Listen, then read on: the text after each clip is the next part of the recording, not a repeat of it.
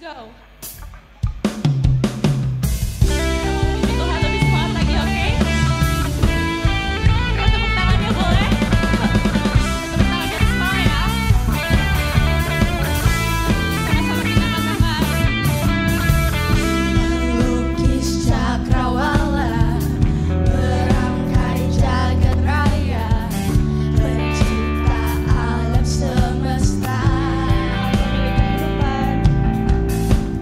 pemilik kehidupan yang sanggup menyelamatkan, dialah jalan kebenaran.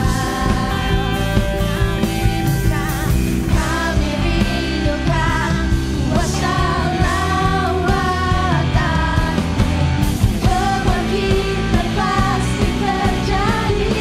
Sama-sama kita katakan. Oh oh oh, datanglah dan bertata, kuat dan berkuasa, saat hati bersatu, menaikkan pujian, belenggu dipatahkan, mujizat dinyatakan. Oh great is our God. Kita mau katakan sekali lagi dari Allah, pemilik kehidupan. Nyanyi dengan penuh semangat ya. Yang sanggup menyelamatkan, dialah jalan kebenaran. Kami rindukan kuasa lawatan, kebangkitan pasti terjadi.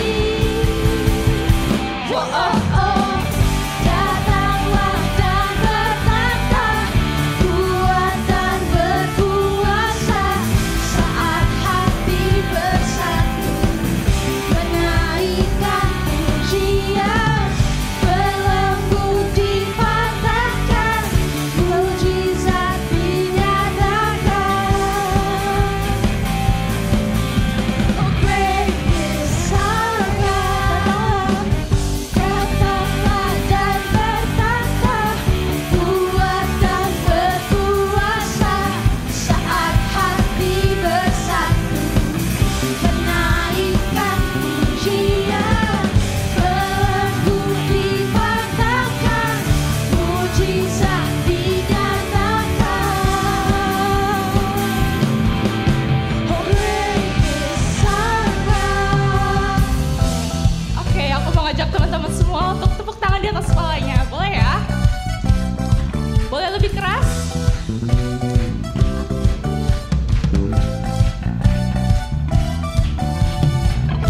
Coba puji Tuhan lebih semangat lagi ya.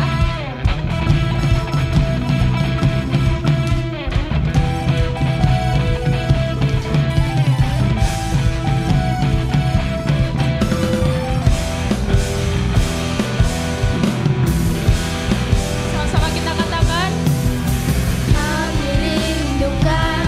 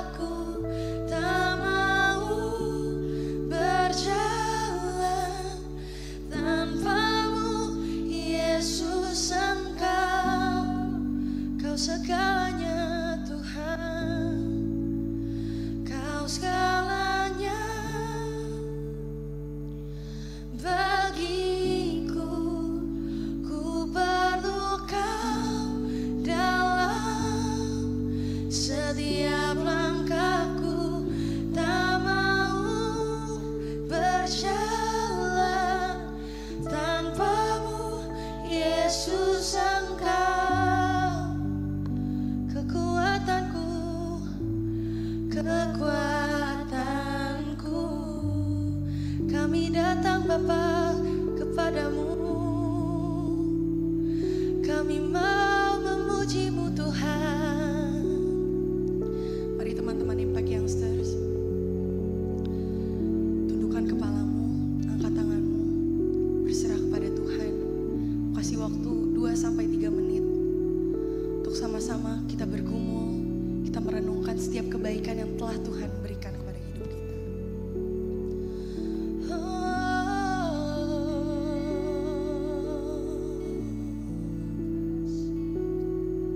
Terima kasih Bapa untuk kebaikan-Mu Tuhan, untuk anugerah-Mu Bapa, untuk kasih-Mu Tuhan. Kau indah Bapa, Kau ajaib Tuhan. Ini kami Bapa datang kepadamu. Kami rindu Tuhan akan kebaikan-Mu Bapa, akan kesetiaan-Mu Tuhan. Kami datang padamu.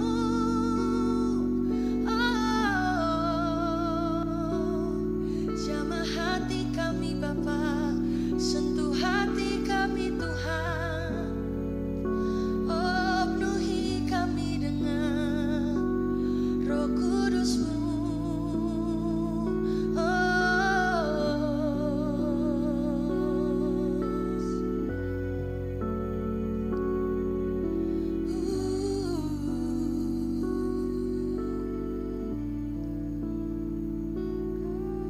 Terima kasih Tuhan, terima kasih Bapa.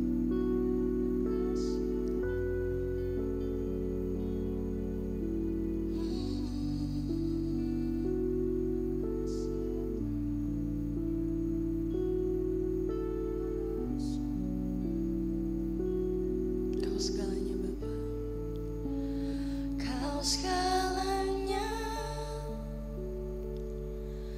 bagiku. Ku perlu Kau dalam setiap langkahku. Tak mau berjalan tanpa-Mu, Yesus Engkau. Kau segalanya Bapa, Kau segalanya bagiku. Ku perlu Kau dalam setiap langkahku. Tak mau berjalan tanpa-Mu, Yesus Engkau. Kekuatanku, kekuatanku. Shalom teman-teman, sebelum kita mendengarkan firman Tuhan, mari kita bersatu dalam doa. Terima kasih Bapa, terima kasih Yesus, terima kasih Roh Kudus atas penyertaan-Mu yang sangat luar biasa kepada kami ya Tuhan. Dan sebentar lagi kami akan mendengarkan isi hati-Mu. Dan biarlah kami bukan hanya sekedar mendengarkan, melainkan kami mau menghidupi apa yang Tuhan ingin perintahkan kepada kami ya Bapa melalui firman-Mu. Terima kasih Bapa, terpujilah nama Tuhan kekal sampai selama-lamanya. Amin. Yes. Apa kabar teman-teman semuanya? Ya, baik nggak baik, Tuhan Yesus tetap baik. Oke teman-teman, di dalam bulan November ini kita masih membahas tentang leadership. Nah, di minggu 1, 2, dan 3 kemarin kita sudah banyak membahas tentang bagaimana seorang pemimpin yang bukan dari usia, bukan dari jabatan atau posisi sekalipun ya teman-teman. Tapi pemimpin itu melainkan dari tanggung jawab, dari pengaruh, dari keteladanan. Dan di minggu ini kita membahas tentang guided to lead. Nah, teman-teman, di sini juga dalam proses perjalanan kita menjadi seorang pemimpin, hal yang perlu terus kita latih ialah hati yang haus dipimpin juga, teman-teman. Nah, kita mau belajar dari tokoh Musa pada Keluaran 15 ayat 22 sampai 27 dan Keluaran 17 ayat 1 sampai 7, bagaimana Musa mengandalkan Tuhan dalam setiap langkahnya, bagaimana ia memimpin bangsa Israel. Dan Musa selalu mengandalkan Tuhan. Dan dalam kitab Keluaran ini teman-teman ada memiliki dua respon ketika di masa-masa sulit dan penuh tantangan ini. Respon yang dikeluarkan dari bangsa Israel adalah bersungut-sungut, protes, dan lain sebagainya. Beda cerita dengan Musa. Ketika Musa menghadapi tantangan tersebut, bagaimana Musa terus mengandalkan Tuhan dalam setiap tantangannya, dan bagaimana dia selalu berseru-seru kepada Tuhan. Dan di sini kita mempelajari dari tokoh Musa ya teman-teman. Yang tadi saya bilang, yang tadi Kak Beni bilang, bagaimana kita seorang pemimpin harus memiliki hati seorang pemimpin. Nah, kepemimpinan ini harus berakar dari hati. Bagaimana kondisi hati kita yang benar itu akan menjadi landasan utama dalam kepemimpinan kita. Percuma kalau hati kita tidak benar, kekuatan sekalipun, karisma, dan planning yang sudah kita bangun itu akan rapuh teman-teman. Dan ketika kita sudah memiliki hati seorang pemimpin, kita juga harus memiliki hati yang mau dipimpin juga. Dan dalam Keluaran 15 ayat 25 serta Keluaran 17 ayat 6 di sini menunjukkan setiap krisis sekalipun ya, Musa itu selalu berseru-seru kepada Tuhan karena dia tahu otoritas yang paling tinggi adalah otoritas Tuhan, bukan otoritasnya. Jadi ketika tantangan sekalipun, ketika memiliki situasi sekalipun, dia tahu kepada siapa dia berseru-seru, yaitu kepada Tuhan. Dan dari sini juga kita belajar kalau Musa itu tidak mau mengandalkan kekuatannya sendiri. Ya, Musa itu tidak mengandalkan kecakapannya dalam berpidato, tidak mengandalkan kekuatan dari tubuhnya, fisiknya dan lain sebagainya, tapi karena otoritas dan kuasa Tuhan yang selalu menyertai dia. Ya, di mana Musa selalu mengandalkan atau mengelola apa yang Tuhan sudah percayakan kepada Musa. Dan dalam hal ini kita sudah mempunyai hati dan kita sudah mendapatkan hati sebagai seorang pemimpin. Nggak stop di situ teman-teman. Ketika kita menjadi seorang pemimpin, kita juga diproses teman-teman. Nah, prosesnya itu kita harus selalu belajar dan selalu mau dibentuk berkelanjutan. Karena menjadi seorang pemimpin itu selalu belajar dan selalu mau dibentuk selama-lamanya. Setiap hari kita harus belajar. Nah, pemimpin itu harus terus belajar teman-teman. Bagaimana juga dari Keluaran ya, dari kitab Keluaran, bagaimana Musa belajar dari mertuanya Yitro, yaitu Yitro, bagaimana tentang delegasi ya, bagaimana menunjukkan bahwa pemimpin itu harus terbuka dan harus menerima nasihat. Nah, kita belajar dari Musa teman-teman.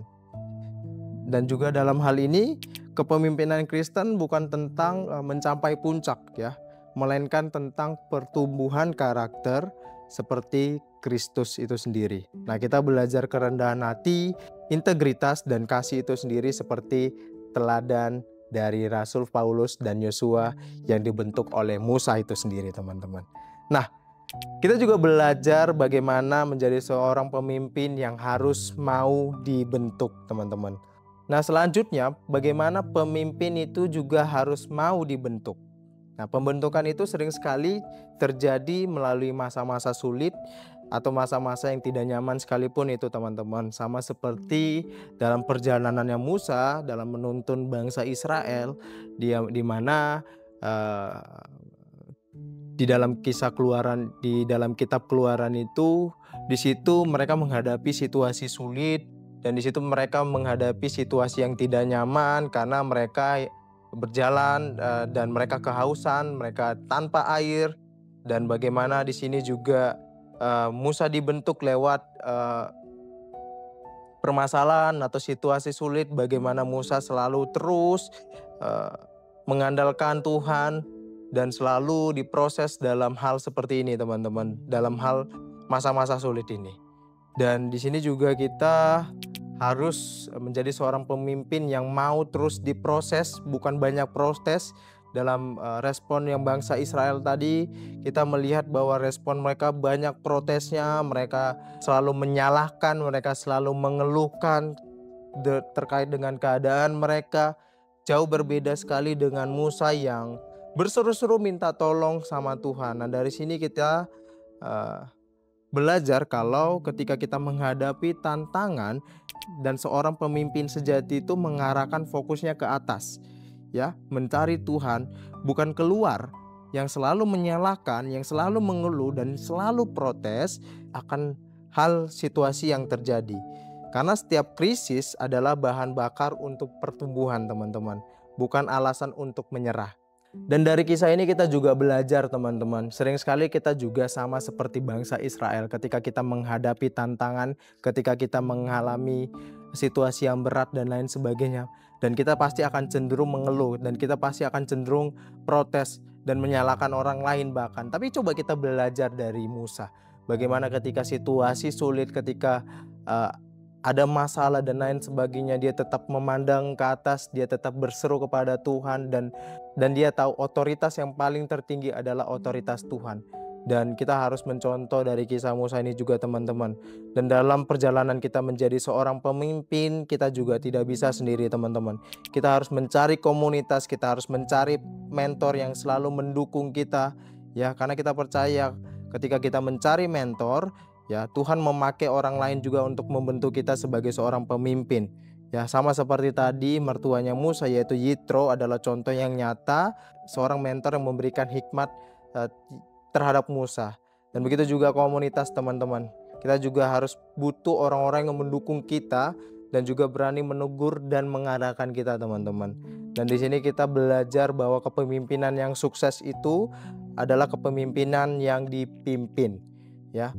Mari kita melatih hati untuk haus juga dipimpin oleh Tuhan dan siap dibentuk melalui komunitas kita yang ada, yang tepat pastinya, sehingga kita memiliki pemimpin dengan otoritas dan anugerahnya.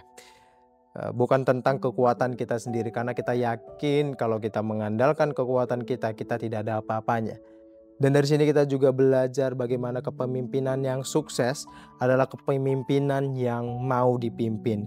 Mari kita melatih hati yang haus dipimpin juga oleh otoritas Tuhan, dan kita juga siap dibentuk oleh komunitas yang ada dan yang tepat pastinya, dan sehingga kita juga bisa memimpin dengan otoritas anugerahnya Tuhan, bukan dengan kekuatan kita sendiri. Karena kita yakin ketika kita mengandalkan kekuatan kita, kita tidak ada apa-apanya, teman-teman, tanpa pimpinan dari Tuhan. Dan kita juga percaya Tuhan itu pasti memakai siapa saja untuk membentuk kita, lewat keluarga kita mungkin, lewat teman-teman, lewat kakak, lewat siapapun yang ada di sekeliling kita.